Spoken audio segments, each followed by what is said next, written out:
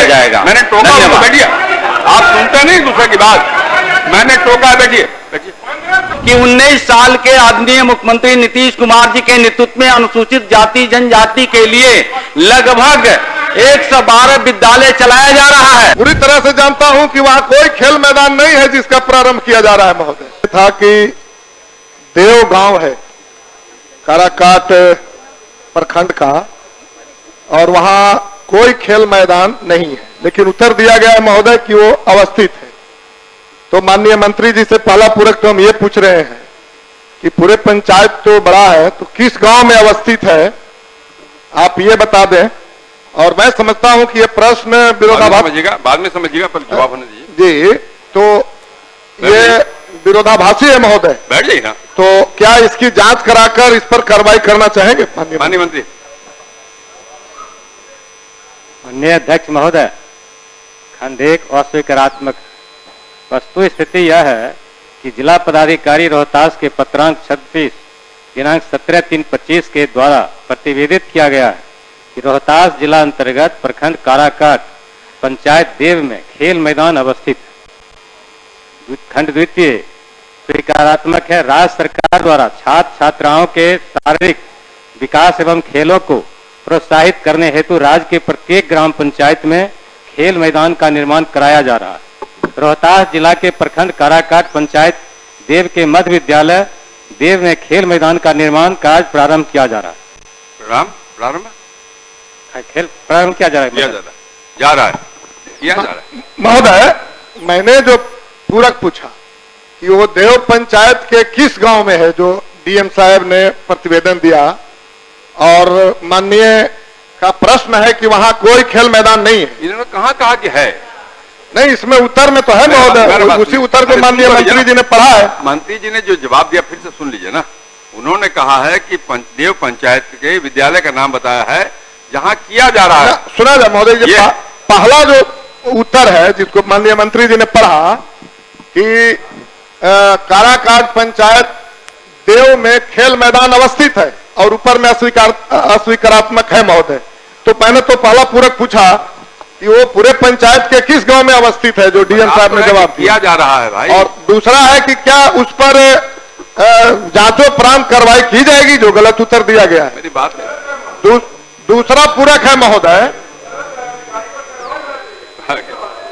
दूसरा पूरा गलत है महोदय। किया जा रहा है तो कैसे कार्रवाई हो सकती है महोदय? सुना जाए, कहाँ है? जवाब में लिखा हुआ है महोदय। दूसरा है महोदय कि जो सबसे नीचे माननीय मंत्री जी ने उत्तर पढ़ के सुनाया कि मध्य विद्यालय के खेल मैदान का निर्माण कार्य प्रारंभ किया जा रहा है। हम जानना चाहते हैं कि वो खेल मैदान कितना लंबा चौड़ा है, कितना रकबा का है महोदय, ये हमें बताएं। मैं पूरी तरह से जानता हूं कि वहां कोई खेल मैदान नहीं है जिसका प्रारंभ किया जा रहा है महोदय। जी, नाम तो बताएंगे, बताइए उसका रकबा बताइए महोदय। बैठ जाइए महोदय। माननीय सदस्य से हमने कहा है कि रोहतास जिला के प्रखंड काराकाट पंचायत के देव के मध्य विद्यालय देव में खेल मैदान निर्माण कराया जा रहा है। उसकी लंबाई चौड़ाई बताया जाए महोदय। नाप करके कहेंगे मंत्री को भिजवा देंगे आपको। नहीं महोदय, तो हम बता रहे हैं महोदय, हम बता रहे हैं, या तो मंत्री जी रकबा बताएं। मैं जानता हूं कि उस मध्य विद्यालय के पास खेल का कोई जमीन नहीं है महोदय। बिल्कुल गलत उत्तर दिया गया है महोदय, और इसलिए मैं प्रस्ताव दे रहा हूं माननीय मंत्री। एक और महोदय, मैं प्रस्ताव दे रहा हूं महोदय कि उसी देव गांव में खाता संख्या 884, प्लॉट संख्या 2921, जिसका रकबा 13 एकड़ 45 डिसमिल है महोदय, क्या सरकार उस पर खेल मैदान का निर्माण कराना चाहती है?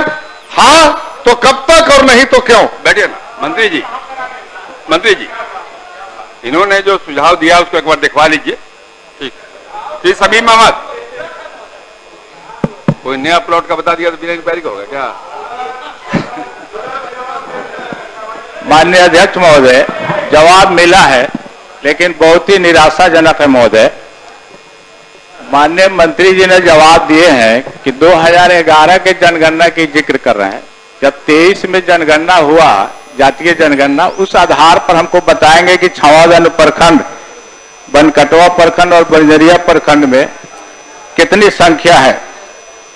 मैंने जो सवाल किया है कि स्कूल खोलने के लिए महोदय, जवाब आया है कि हमने जो एथी रखा है 50,000 आबादी पर हम रखे हुए हैं कि 50,000, तो इतने दिनों में 14 साल में पूरा ये जनसंख्या क्या हुई। पूरा कुछ स्कूल कब तक खोलने का विचार रखते हैं सरकार। माननीय मंत्री। अध्यक्ष महोदय, विस्तृत जवाब दिया गया है और ये सवाल का जवाब में आपको बताया गया है कि 2011 की जनगणना के अनुसार एक प्रखंड में जहां अनुसूचित जाति जनजाति की आबादी 50,000 होगा, वहीं हम एक 720 आसन का विद्यालय खोलेंगे। अभी वह मानक पूर्ण नहीं है जो छौड़ा दानों क्षेत्रों में आप प्रखंड में मांग किया है, वह मानक पूरा नहीं है, तो शायद अभी स्कूल खोलने की स्थिति नहीं है। माननीय अध्यक्ष महोदय, जब 23 में जनगणना हुआ उस हिसाब से माननीय मंत्री जी बताएंगे कि अभी की जनसंख्या कितनी है। अभी तो और की जनगणना ही प्रमाणिक है ना, दूसरी गणना की कैसे बात हो सकती है। ठीक है, उस प्रमाणित नहीं है तो क्या ये 50,000 से घटाया जा सकता है। राइट टू एजुकेशन के लिए हमारे माननीय मंत्री जी अनुसूचित जाति और जनजाति के लिए क्या कदम उठा रहे हैं, कितने साल में 50,000 तक पूरा करेगी आबादी, तब ये स्कूल खोलेंगे, इसका जवाब। माननीय अध्यक्ष महोदय, सदस्य महोदय बहुत जानकार है, मैं आपको बताना चाहता हूं, सब लोग जानकार है कि 1912 में बंगाल से बिहार अलग हुआ और 15 साल के शासन काल में आपने अनुसूचित जाति जनजाति के विद्यालय कितना खुला, अगर खोलेंगे तो विस्तृत हो जाएगा। अभी ये मानक पूरा नहीं हो रहा है, तो शायद अगले वित्तीय वर्ष में जब 50,000 ये पूरा होगा तो निश्चित रूप से विद्यालय खोलने का काम किया जाएगा। मैंने टोका उनको, बैठिए, आप सुनते नहीं दूसरे की बात।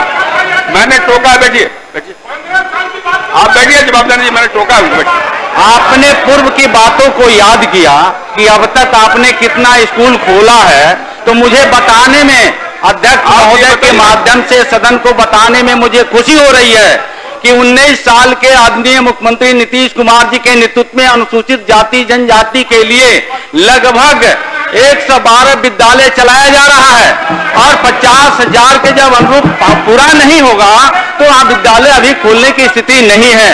धन्यवाद।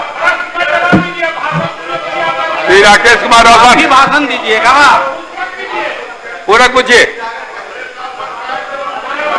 भाषण सुनना पड़ेगा। शांति बना रखिए। पैनोरमा ग्रुप, जो सोचता है वो करता है, आपके अपने सपनों का आशियाना।